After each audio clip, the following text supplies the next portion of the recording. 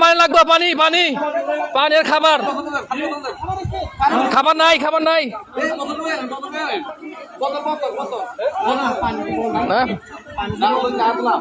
মাদ্রাসার হুজুরেরা খাবার নিয়ে আসছে, কেউ আসে নাই। আমরা আটজন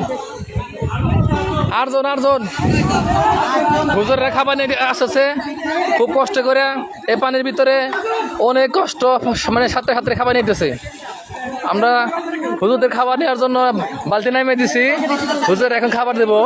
দেখেন এই দুর্যোগ মুহূর্তে কোনো রাজনৈতিক দল আসে নাই, কোনো আমলিগ আসে নাই, বিএনপি আসে নাই, জামাত ইসলাম আসে নাই, যাদের বাড়ি আসে নাই। আসছে কারা? হুজুরদেরকে আল্লাহরা নেক হাত দান করেন, এদেরকে বড় বড় মৌলানা মানে দেন। দেখেন ওনারা এত দুর্যোগের ভিতরেও